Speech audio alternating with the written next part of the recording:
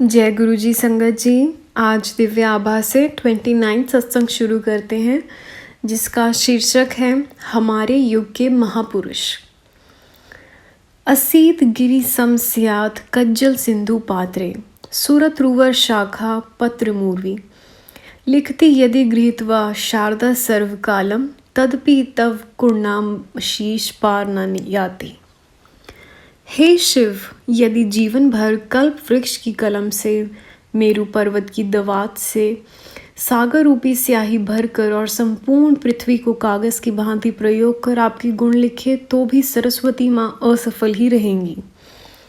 वास्तव में गुरु गुणों का वर्णन करना असंभव है। गुरु जी स्वयं शिव हैं, तथापि जिसने भी गुरु जी के दर्शन किए हैं, थोड़े से समय के लिए ही सही, उसने वह आवरण देखा है जिसके पीछे गुरु जी की सरलता से प्रसन्न होने वाली छवि छिपी हुई है। मुझे अपने गुरु के बारे में अपने संबंधी कर्नल जोशी से ज्ञात हुआ और उनके दर्शन कर उनका आशीर्वाद प्राप्त करने की अभिलाषा मन में जागृत हुई। क्योंकि उस समय मैं पारिवारिक समस्याओं के समाधान में लगा हुआ था और दिल्ली नहीं आ सकता था, मैंने कर्नल जोशी को गुरु जी को बताने के लिए यह लिखा। इबे आदम दुआ करे कोई, मेरे गम की दवा करे कोई। मेरा संदेश गुरु जी तक पहुंचा ही होगा कि मुझे उनके दर्शन और उनके आशीष का सुअवसर प्राप्त हो गया। उनकी कमल चरण स्पर्श करते हुए ऐसा लगा जैसे वे कह रहे हों, मम दर्शन फल परम अनूपा, जीव पाव निज सहज स्वरूपा। यह महापुरुषों की कसौटी है। उनके सानिध्य में साधारण मानव का मन भी उस अनंत सिंधु में गोते लगाने लगता है, जिसकी प्राप्ति के लिए बड़े बड़े तपस्वी अनेक जन्मों तक प्रयास करते रहते हैं। गुरु जी अंतर्यामी हैं और मेरा मानना है कि वे बिना कुछ व्यक्त किए ही मन की चाहत पूरी कर देते हैं। एक चेतावनी है, हमारी इच्छा पूर्ति तभी संभव है जब वह हितकारी हो। ऋषियों ने भगवत नाम को कल्प वृक्ष समान कहा है, पर गुरु जी और कल्प वृक्ष में अंतर है। कल्प वृक्ष से सब आकांक्षाएं पूर्ण होती हैं, गुरु जी केवल लाभान्वित करने वाली आशाएं पूर्ण करते हैं। श्रीमद् भागवत ने वह अन्य ग्रंथों में महापुरुष के लिए जिन लक्षणों का वर्णन किया है, गुरु जी के व्यवहार एवं वाणी में वह 100% पाए जाते हैं। यह भी महत्वपूर्ण है कि गुरु जी का जन्म पंजाब में हुआ। प्राचीन काल में पंजाब को सारस्वत प्रदेश कहा जाता था।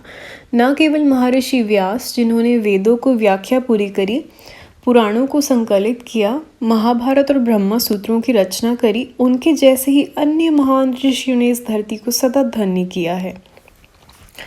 ईश्वर की इस महान और प्राचीन परंपरा की पावन धरती पर ही कलयुग में गुरु नानक देव और श्रीचंद जैसे महानुभावों ने जन्म लेकर न केवल नव जन चेतना जागृत करी, अपितु उत्पीड़ित मानवता का मार्गदर्शन और कल्याण किया। अब गुरु जी भी वही कर रहे हैं, यह मेरा विश्वास है। इस संसार में अनेक आदरणीय उपदेशक और प्रचारक हैं, किंतु मात्र विद्या को प्रसारित करने के लिए प्रभावशाली शब्दों से दिए गए उपदेशों से मानवता का लाभ नहीं होता। केवल प्रकाश का वर्णन करने से अंधेरा दूर नहीं होता। इस बात का कोई महत्व नहीं है कि इसके लिए सूर्य या लालटेन का वर्णन किया जा रहा है।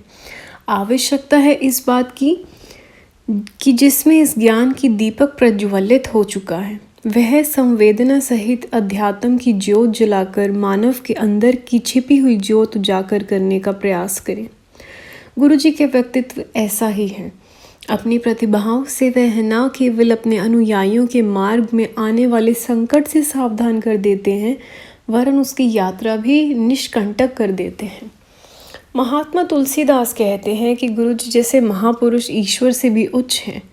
वह लिखते हैं, मेरे मन प्रभु अस बिस्वामा, राम त्यधिक राम करदासा, क्योंकि राम सिंधु धन सज्जन धीरा, चंदन तरु हरि सन समीरा।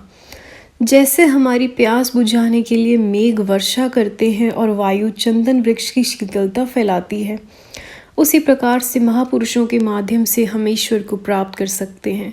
राम भी संत नारद को बताते हैं कि ऋतु से महापुरुषों के गुणों की व्याख्या असंभव है।